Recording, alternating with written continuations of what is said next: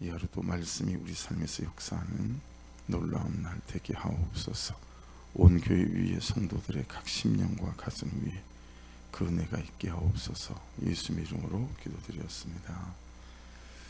아멘. 말씀 보겠습니다.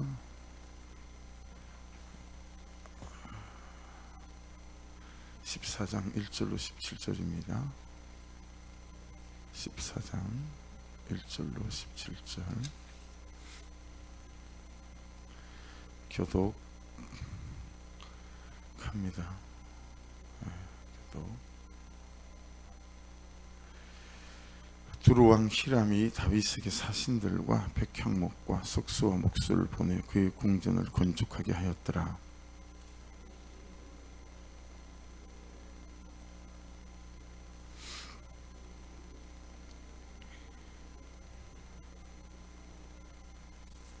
다윗이 예루살렘에서 또 아내들을 맞아 다윗이 다시 아들들과 딸들을 낳았으니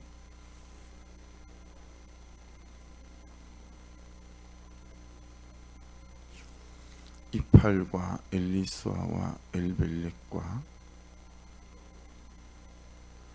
엘리사마와 브엘야다와 엘리벨렛이었더라.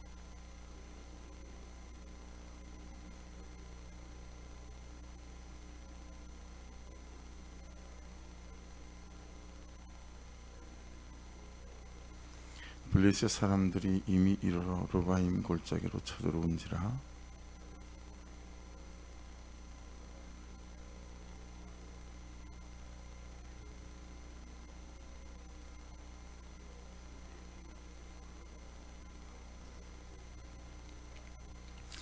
이 무리가 바알브라심으로 올라갔더니 다윗이 거기서 그들을 치고 다윗이 이르되 하나님이 물을 쪼갰같이 내 손으로 내 대적을 헛드셨다 하므로 그곳 이름을 바알브라심이라 부르니라.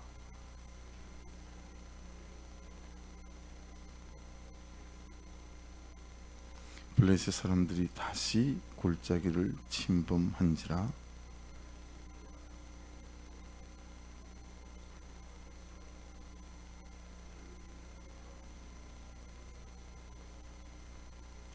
뽕나무 꼭대기에서 구름 걷는 소리가 들리거든 곧 나가서 싸우라. 너보다 하나님이 앞서 나가서 블레셋 사람들의 군대를 치리라 하신지라.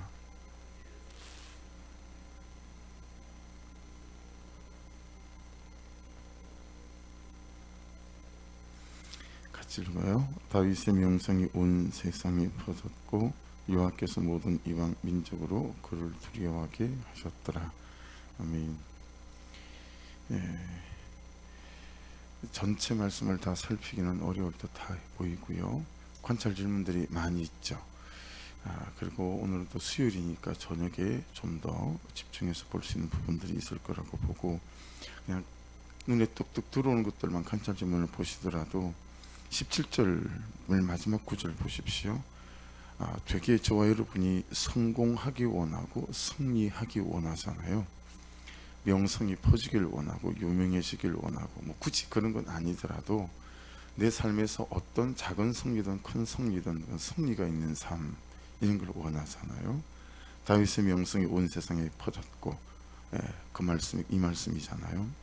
여호와께서 모든 이방 민족으로 그를 두려워하게 하셨더라. 아무도 나를 만만하게 보지 못하는데 이것은 단지 사람일 뿐만 아니라 내 현실도 사단도 또 내 현실의 어떤 어려움과 내 연약함도 나를 만만히 볼 수 없는 나를 두려워하는 존재가 되는 거죠.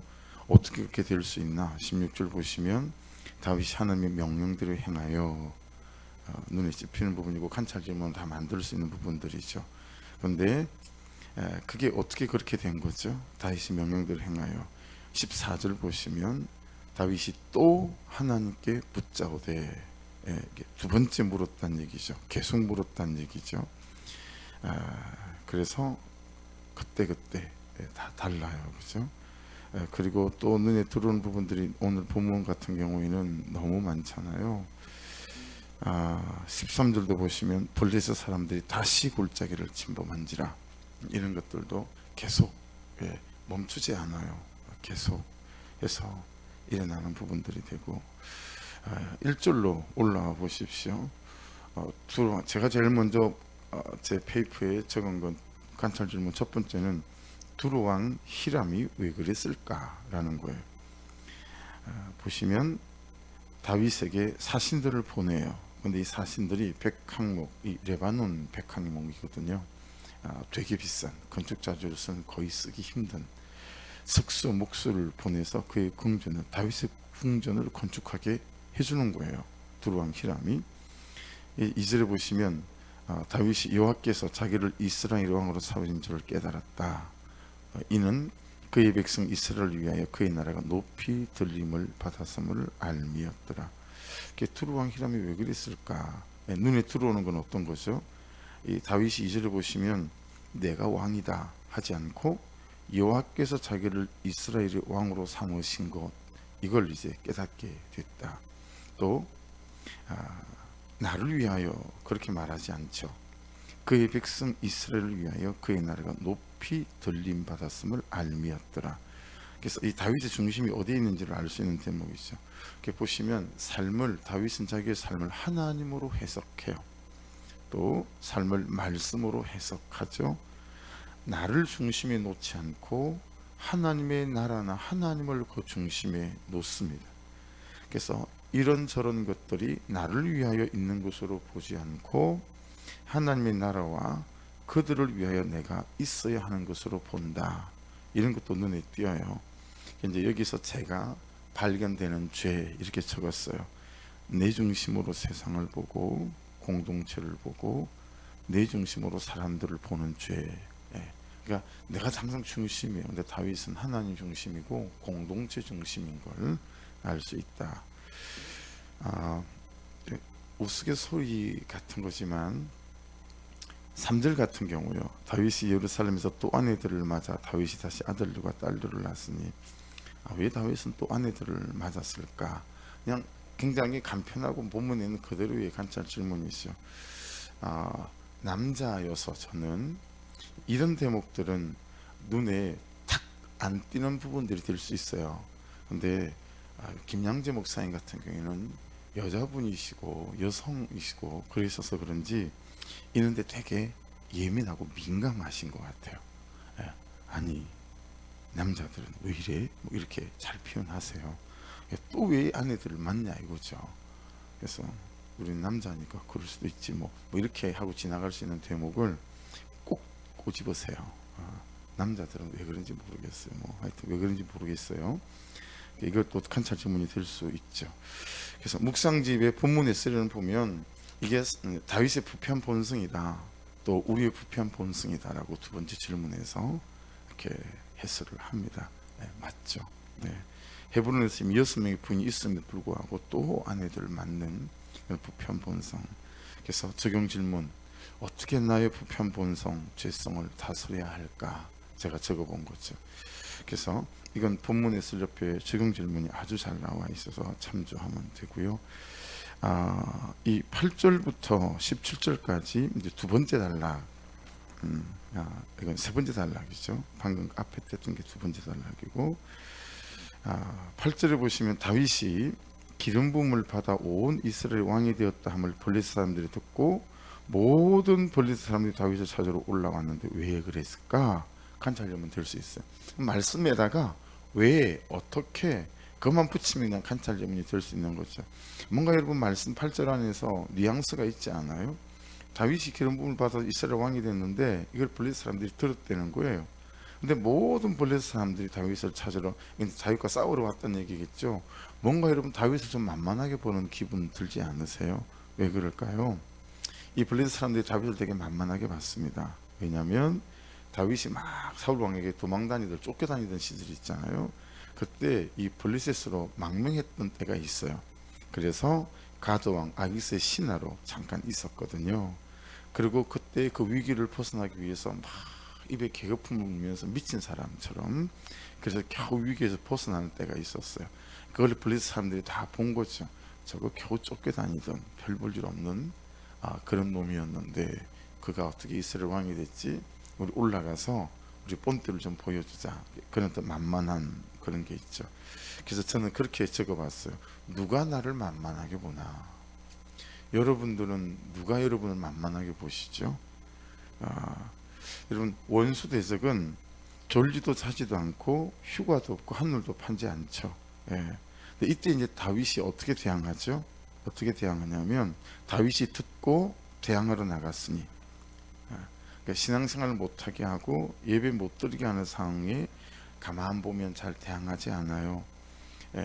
기도와 금식으로 대항하지도 않고 중보기도로 또는 남편에게 자녀들에게 더 헌신된 삶으로, 그래서 평소의 삶이 정말 중심을 다하고 진실한 삶을 다하면 여러분 예배 드리는 것 기도하는 것 정도만큼은 방해받지 않은 일들이 일어나죠. 왜냐하면 그런 삶을 통해서 그렇게 할 수 없는 내 아내가, 내 남편이, 내 자녀가, 우리 부모가 저렇게 하는구나, 이건 누구나 느낄 수 있는 부분이 될 수 있기 때문에 그렇죠. 그것도 대항하는 거예요. 그러니까 현실과 대항하는 방법은 싸우는 게 아니고 더 낮아지고 겸손하고 섬기는 거, 이런 것들도 현실과 대항하는 방법들이 이제 될 수 있는 거죠. 여러분 누가 나를 만만하게 볼까요? 제일 만만하게 보는 게 누굴까요? 내 자신이죠. 저는 그렇게 묵상이 됐어요. 누가 나를 제일 만만하게 보냐면 다른 사람이 아니에요. 내가 나를 제일 만만하게 보고 아무것도 아닌 것으로 생각하고 아무것도 할 수 없는 존재로 보고, 내가 누가 나를 가장 만만하게 보는 것은 내 자신이다. 뭐 이렇게 저는 적용 또 묵상이 되어졌어요. 자, 이제 눈에 크게 들어오는 게 있었어요. 묵상을 하다가 9절을 보세요. 블레셋 사람들이 이미 이르러 르바임 골짜기로 쳐들어온지라. 이미 이르러 르바임 골짜기로, 궁금했어요. 다윗이 대항하러 나갔는데 이미 도착해 있었어요. 근데 왜 하필 르바임 골짜기일까? 이게 제가 관찰 질문이 됐어요. 여러분 보세요. 나보다 항상 문제는 커요, 작아요? 나보다 문제가 커요. 항상 그렇게 느껴지죠. 현실은 되게 높아 보이고, 그렇죠? 높아 보여요. 이게 쉽지 않을 것 같고 어려울 것 같고 그런 거죠. 또 제 힘은 강력하고 유혹은 끈질기죠. 그게 다 나보다 많은 것 같고 나보다 빠른 것 같고, 하여튼 그래요. 그래요. 그러니까 사단만, 죄만, 현실만, 유혹만 그런 것이 아니고, 이 사단, 죄, 현실, 유혹보다 더한 무게와 높이와 깊이로 우리를 좌절하고 낙심하게 만드는 것 있다. 그게 뭐냐면 이제 거룩이에요. 그러면 사단보다, 죄보다 훨씬 우리를 낙심시키는 게 거룩입니다. 성결한 삶이에요. 순종하는 신앙생활이고 성실하고 진실한 사람의 태도고, 온유하고 부드럽고 공감하고 배려하고 따뜻한 성품이 그렇고요.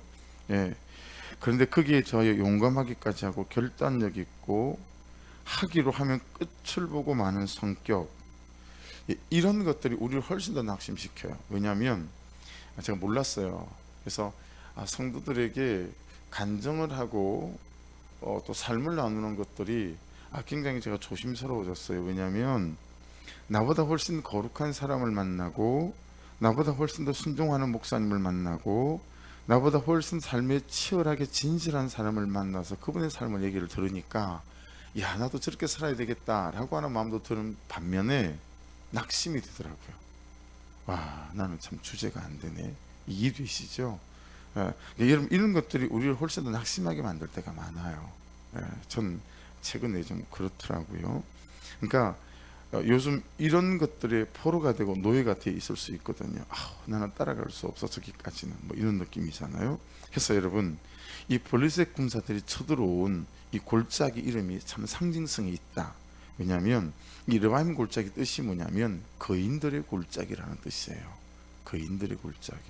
그러니까 항상 우리의 삶에는 사단이 또 어떤 유혹이 어떤 식으로 오냐면 거인들로 와요. 너무 커요. 내가 도저히 감당해내기는 쉽지 않겠다. 그래서 이 르바임 골짜기 하나가 그냥 우리의 삶의 전체를 싹 아우를 수 있는 상징성 있는, 그래서 르바임 골짜기로 쳐들어온 거구나. 항상 문제가 커 보이고. 근데 이때 이제 다윗이 어떻게 하죠? 다윗이 하나님께 물어 이르되, 하나님을 찾았습니다. 하나님을 구하고 하나님께 물었죠. 자, 이제 여기서 또 눈여겨볼 어떤 관찰 질문이 있어. 10절에 보시면 내가 블레셋 사람들을 치러 올라가리까 주께서 그들을 내 손에 넘기시겠나이까. 이게 두 단계로 반복해서 묻잖아요. 그죠? 그러니까 여러분 기도 흉내만 낸 게 아니에요.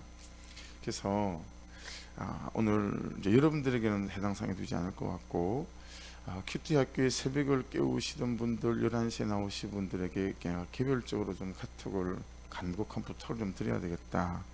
가능하면 기도할 수 있는 장소에서 큐티를 하는 게 낫겠다. 집에서 충분히 기도할 수 있으면 통성으로 집도 관계가 없겠지만 그렇지 않다면 이왕이면 성전에서 큐티를 하고 기도하고 돌아가는 게 좋겠다. 이런 생각을 하게 됐어요. 그러니까 두 단계로 반복해서 물어요. 블레셋 사람을 치러 올라갈까요?